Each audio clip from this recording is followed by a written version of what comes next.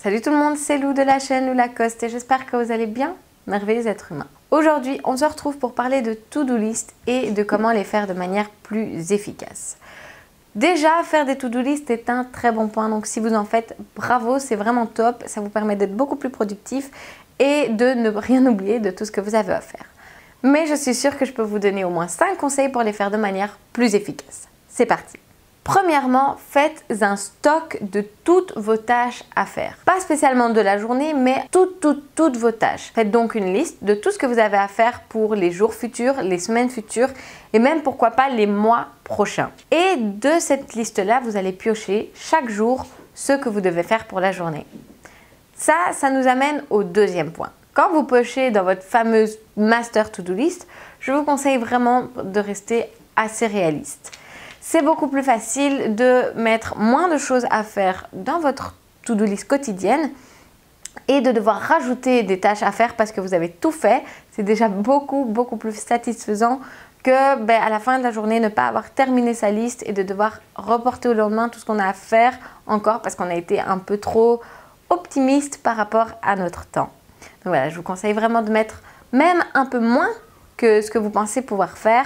Comme ça, vraiment, vous êtes sûr. Et si vous devez rajouter quelque chose à faire, rien ne vous en empêche. Troisièmement, et je crois que c'est le meilleur conseil que je puisse vous donner pour les to-do list, moi c'est quelque chose que j'ai réalisé depuis assez peu, que franchement ça m'aide énormément, c'est de séparer vos grosses tâches en beaucoup plus petites tâches. Donc par exemple, ici, moi j'ai une grosse tâche qui est faire une vidéo. Celle-ci, je l'ai séparée en 6 plus petites tâches. Donc choisir le sujet, préparer la vidéo, filmer, faire la voix off, éditer, mettre en ligne, etc. Et ça m'aide à avoir plus facile à commencer parce que c'est beaucoup plus facile d'avoir des petites tâches à faire et de commencer une petite tâche et ensuite continuer. Si je suis dans le bon mood, etc., je continue et je fais un peu plus de tâches. Mais voilà, j'aurai beaucoup plus facile à m'y mettre et ça ferait que je serai plus productive en tout. Ça permet aussi de pouvoir être plus réaliste. Parfois, je n'arriverai pas à faire une vidéo en un seul jour. Du coup, évidemment, que même si j'ai beaucoup travaillé sur ma vidéo, je ne pourrais pas cocher la tâche de faire une vidéo comme faite parce que je n'aurais pas fini. Pourtant, j'aurais passé la journée à le faire. Du coup, à la fin de la journée, j'aurais l'impression d'avoir rien fait par rapport à ma to-do list alors que j'aurais une journée assez productive. Quatrièmement, je vous conseille de vous faire des clés. Ceux qui ont un bullet journal, je crois que c'est déjà fait. La plupart ont déjà des clés. Si vous n'en avez pas et que vous ne savez pas ce que c'est que des clés, c'est une sorte de code pour trier vos tâches. Donc, par exemple, moi, j'ai mes codes pour trier entre YouTube, Etsy Shop et Perso. Et après, j'ai mes manières différentes de cocher quand elles sont faites, de les annuler et de les reporter, etc. Donc, d'écrire vos clés, c'est aussi une manière efficace de vous en rappeler parce que oui, ça arrive qu'on ne sache plus si le triangle, c'est Etsy ou YouTube ou quoi que ce soit. C'est toujours assez pratique de les avoir écrites. Cinquièmement et dernièrement, je vous conseille de planifier votre journée le soir pour le lendemain. Ça aide un peu à se réveiller parce que oui, se réveiller avec déjà quelque chose à faire, ça va être beaucoup plus facile que de se réveiller sans savoir exactement ce qu'on va faire, sans vraiment avoir un but de notre journée.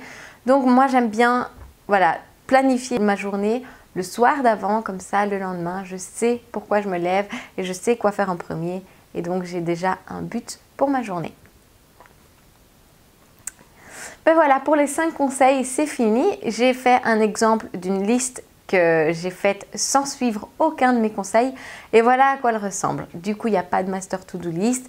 Il n'y a pas de plus petite tâche qui sépare une seule tâche. Et par exemple, par rapport à ma liste que j'ai bien faite, où j'ai fait beaucoup de choses, où je trouve que j'ai été productive, sur la liste mal faite, ça ne se ressent pas du tout parce qu'à part faire mes lessives, comme c'est marqué, j'ai rien fait. Alors que si au final j'ai préparé la vidéo etc, mais la vidéo n'est pas finie, du coup elle n'est pas cochée et au final j'ai l'impression de ne pas avoir grand chose à faire alors que c'est énorme, j'ai pas du tout été réaliste etc. Donc cette liste au final ne m'a pas vraiment aidée et m'a même un peu découragée. Du coup je vous conseille vraiment de suivre ces conseils là et de faire vos to-do list de manière beaucoup plus efficace pour le futur. J'espère que ces 5 conseils vous auront aidé. En tout cas, moi, tous ces conseils m'ont vraiment aidé personnellement.